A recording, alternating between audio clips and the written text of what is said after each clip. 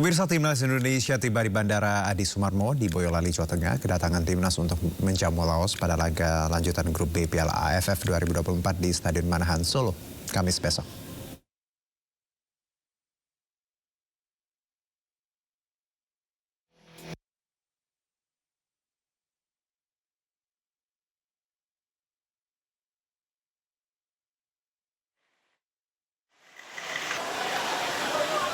Seperti inilah suasana saat para punggawa Timnas Indonesia tiba di pintu kedatangan domestik Bandara Adi Sumarmo di Kabupaten Boyolali, Jawa Tengah.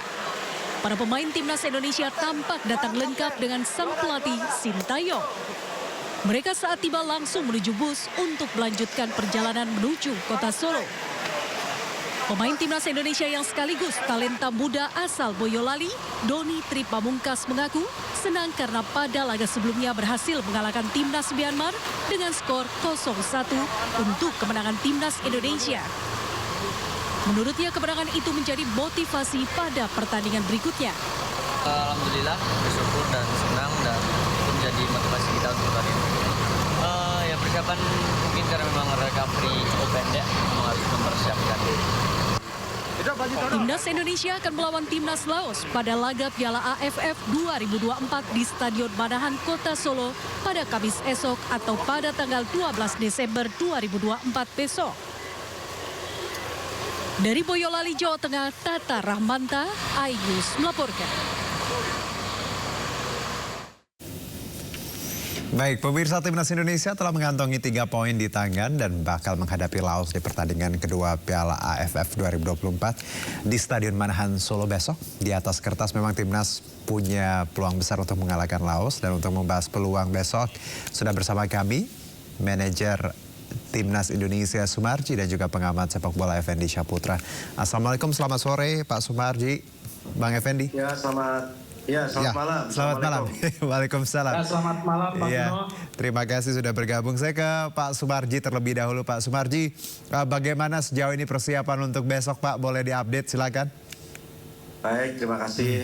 Jadi perkembangan update terbaru para pemain semua dalam kondisi yang sangat baik ya. Artinya walaupun ada sedikit kelelahan dikarenakan satu habis lawan Myanmar kita langsung kembali dan perjalanan cukup panjang dikarenakan harus transit beberapa kali dan itu yang membuat tim boleh dikatakan ya sedikit lelah ya, tetapi kembali lagi setelah sehari ini tadi kami rest dan sore ini tadi kita official training. Kembali para pemain semuanya dalam kondisi yang bugar ya, semua baik dan tentu ini kabar yang menggembirakan buat kita semuanya karena para pemain semuanya benar-benar punya semangat yang tinggi untuk menghadapi pertandingan besok. Apalagi besok adalah pertandingan home dan tentu kami ingin mempersembahkan yang terbaik untuk bangsa dan negara ini dan ingin besok itu para pemain bisa tampil all out. Ya tentu kita juga harus memikirkan setelah besok selesai juga pertandingan paginya kita juga harus terbang ke Vietnam dengan transit juga lewat Denpasar. Tentu ini juga harus bisa kita pikirkan sebaik-baiknya. Baik, ini memang timingnya luar biasa ya Pak. Kalau kita lihat nanti minggu Vietnam seperti itu. Nah, kalau saya ke Bang Effendi, Bang, sebelum kita bahas peluang, bahwa kita lihat bagaimana tim dihadapkan pada jadwal yang padat ya, dan waktu istirahat ini sangat minim ya. Bagaimana Anda menanggapi ini bahwa besok kita tanding, lalu setelah besok kita bersiap-siap untuk hari Minggu ke Vietnam, bagaimana Bang Effendi? Ya, yang pertama tentu ini konsekuensi dari turnamen AFF ini ya. Jadi memang jadwal itu menjadi sangat ketat sekali, kalau tidak bisa dikatakan agak tidak manusiawi. Tapi bagi saya untungnya timnas sekarang ini diisi oleh anak-anak muda ya. Jadi namanya anak-anak muda, energinya masih luar biasa. Recovery mereka jauh lebih cepat daripada pemain timnas senior yang di Piala Dunia tentunya. Anak-anak muda, anak-anak umur di bawah 2 tahun semua ini Bang Juno. Jadi saya pikir make sense. Pak Marji juga paham lah kalau yang namanya anak muda recovery-nya tentu lebih cepat. Betul. Ya. Energinya, Saya pikir mudah-mudahan besok anak-anak fresh, punya motivasi, bermain di kandang sendiri menghadapi Laos yang jauh tradisi kita bisa menang di atas mereka. Nggak ada alasan untuk tidak mendapat 3 poin sebagai persiapan mental awal sebelum kita tandang di Vietnam nanti. Karena kita kalau Bang Effendi di atas kertas kita memang tadi sangat unggul ya sebenarnya melawan Laos ya. Jadi untuk menang ya sangat mungkin besok ya Bang ya. Ya. Oke. Banyak faktor yang mendukung kita untuk menang besok. Jadi saya pikir mudah-mudahan bisa mereduksi faktor atau alasan kecapean itu. Jadi saya pikir faktor tuan rumah bermain di Manahan Solo pasti akan didukung oleh supporter kita di sana. Ini tentu akan menambah semangat anak-anak tentunya untuk tampil dan memperoleh 3 poin besok.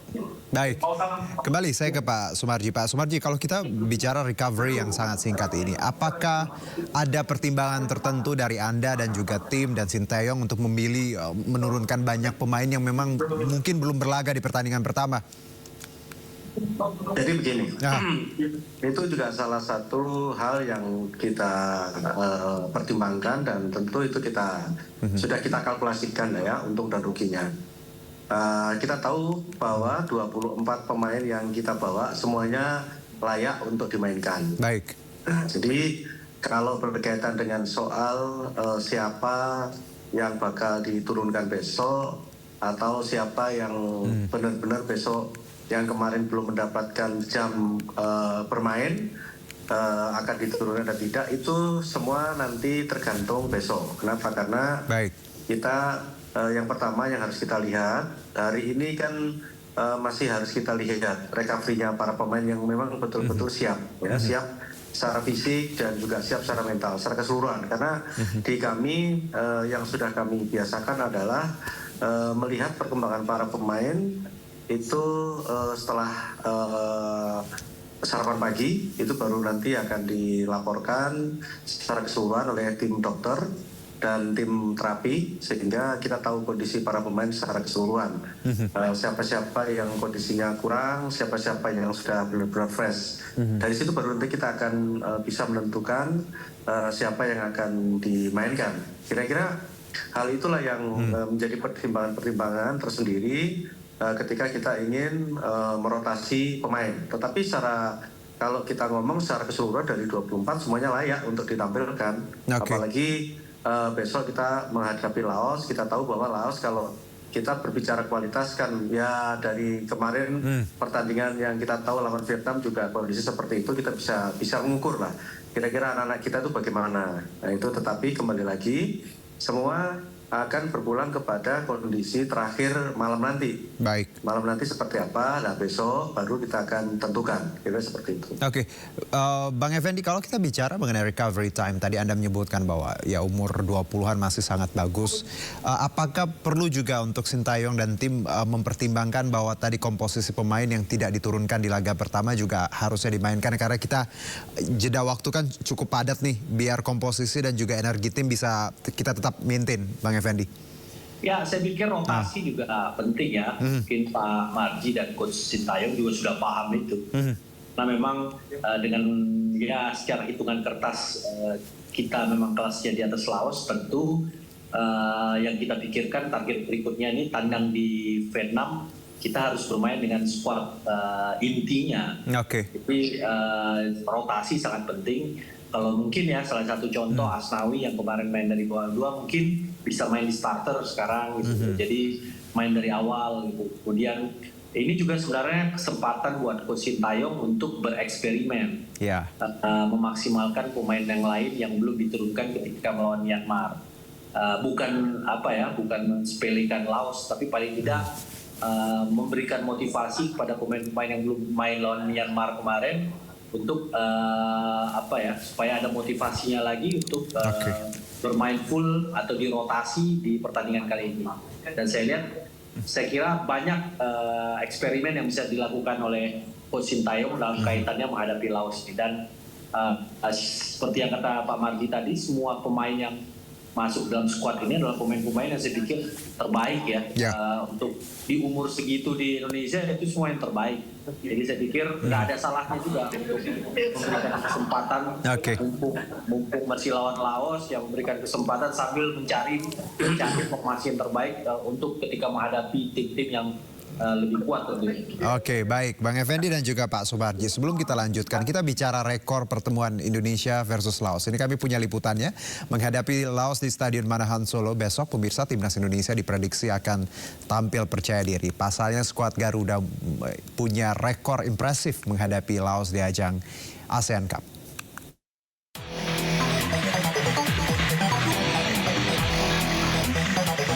Indonesia akan menghadapi Laos dalam laga lanjutan Grup B ASEAN Cup 2024. Kedua tim akan bertanding di Stadion Manahan Solo, Jawa Tengah pada hari Kamis 12 Desember. Timnas Indonesia punya modal menghadapi Laos usai menang tipis dari Myanmar pada laga sebelumnya dengan skor 1-0. Di sisi lain, Laos harus menghadapi laga sulit setelah kalah 1-4 dari Vietnam. Di atas kertas, Indonesia diunggulkan dari Laos dengan rekor impresif melawan Laos di beberapa pertemuan sebelumnya. Dalam 20 tahun terakhir, Indonesia telah 6 kali bertemu Laos di ajang Piala AFF atau yang kini dikenal dengan ASEAN Cup. Pada tahun 2004, skuad Garuda menang besar dengan skor 6-0 atas Laos. Masih di ajang yang sama, tahun 2007, timnas Indonesia membantai Laos dengan skor 3-1. Lalu pada tahun 2010, timnas Indonesia menang telak 6-0 atas Laos. Sementara pada tahun 2012, untuk pertama kalinya skuad Garuda bermain imbang dengan Laos dengan skor 2-2. Pada Piala AFF tahun 2014, Indonesia menang telak dengan skor 5-1. Sedangkan pada Piala AFF tahun 2020 yang diselenggarakan pada tahun 2021, timnas Indonesia lagi-lagi membungkam Laos dengan skor 5-1. Di Stadion Manahan, skuad Sintayong diprediksi tampil percaya diri menghadapi Laos. Dengan modal kemenangan melawan Myanmar, laga pada hari Kamis menjadi kesempatan emas bagi timnas untuk meraih poin di fase grup ASEAN Cup 2024.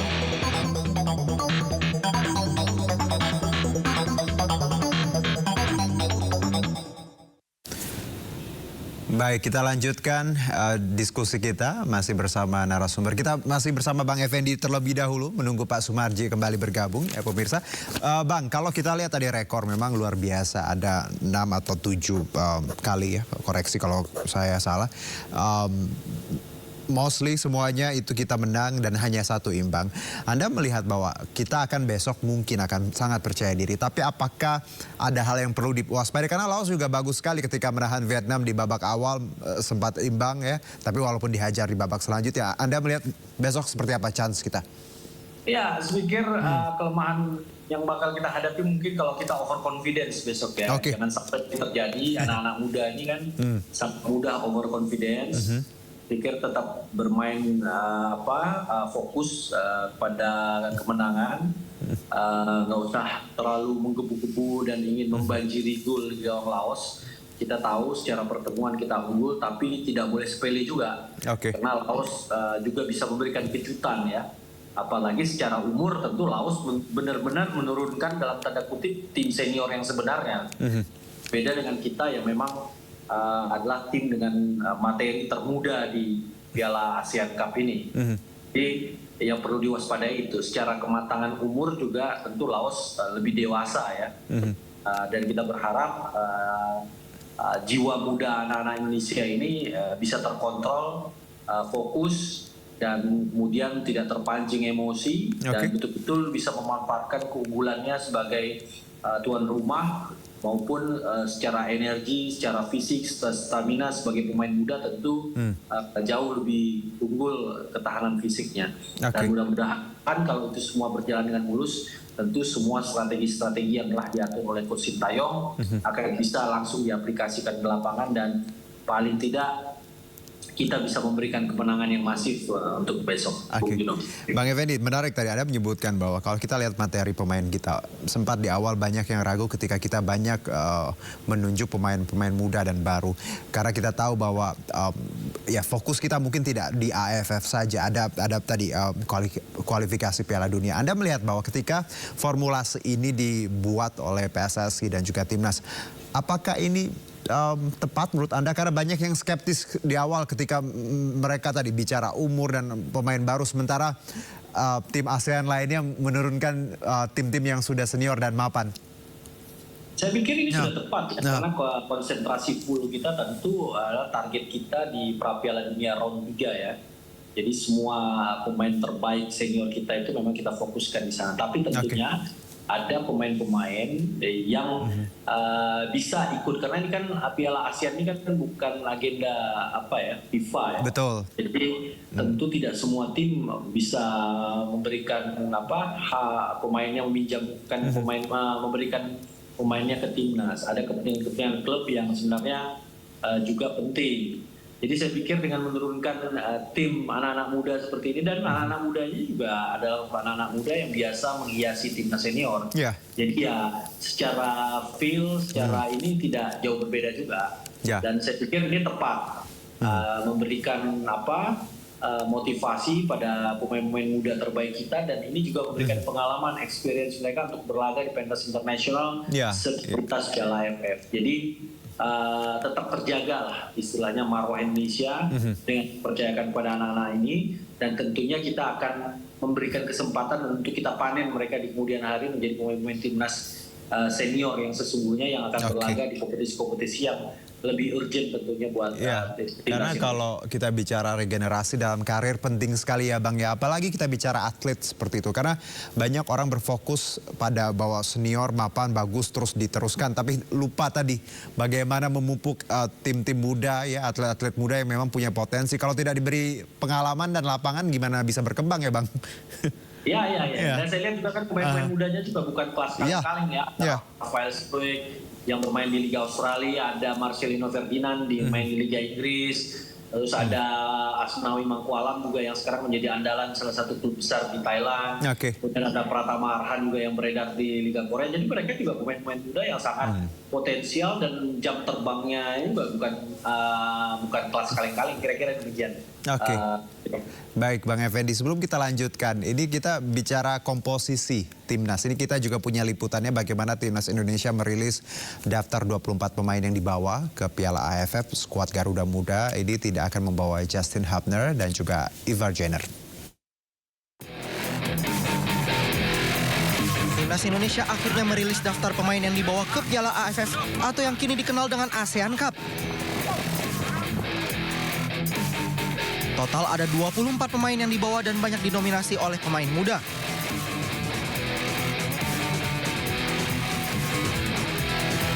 Namun beberapa langganan timnas Indonesia senior juga dibawa. Nama-nama seperti Muhammad Ferrari, Asnawi Mangkualam hingga Pratama Arhan diikutsertakan dalam skuad kali ini.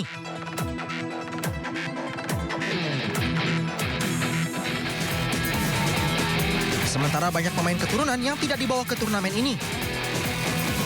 Justin Hubner dan Ivar Jenner yang sempat masuk rencana tidak dibawa Shin Tae-yong ke ASEAN Cup 2024.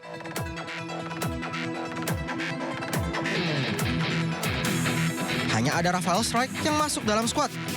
Karena turnamen ini tidak masuk kalender FIFA, maka banyak dari klub yang enggan melepas para pemain keturunan.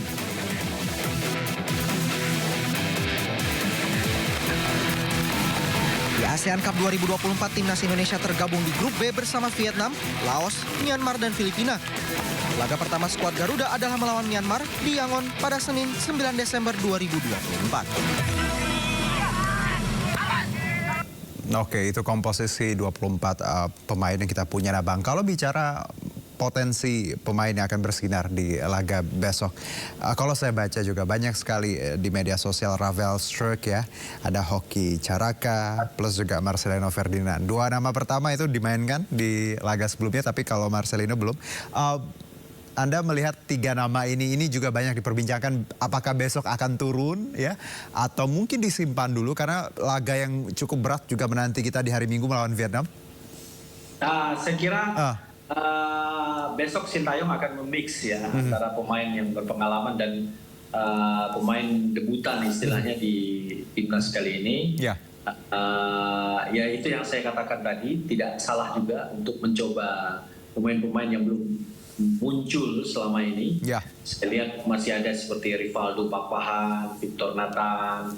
Ini kan pemain-pemain yang istilahnya baru melakukan debut di timnas, tidak ada salahnya juga untuk dicoba turunkan. Mumpung lawannya tidak terlalu ini ya, tapi tentu harus dimix dengan pemain-pemain yang punya pengalaman. Oke. Misalnya Asnawi Mangku Alam yang kemarin turun nggak full, kali ini bisa diturunkan dari awal mungkin. Kemudian nama-nama seperti Rafael Struijk mungkin perlu dicoba untuk dipanaskan sebelum menghadapi Vietnam. Dan tentu bisa diduetkan di atas dengan Marcelino Ferdinand ataupun Hoki Caraka. Saya pikir banyak pola atau formasi yang bisa dilakukan oleh Sintayong karena memang kedalaman timnas Indonesia ini cukup untuk Sintayong memainkan banyak formasi dalam menghadapi Laos besok. Oke, Bang Effendi, terima kasih banyak untuk analisanya. Hari ini, besok insya Allah kita dapat kabar baik. Nanti kalau saya undang lagi kita ngobrol, jangan ditolak ya Bang. Ya, Sebelumnya juga terima kasih untuk Pak Sumarji sudah bergabung. Kita tahu padat sekali waktunya, walaupun tadi hanya singkat, tapi lagi-lagi kita dapat bagaimana persiapan timnas sendiri di Solo. Sekali lagi terima kasih Bang Effendi, selamat beraktivitas kembali, selamat istirahat. Ya, terima kasih.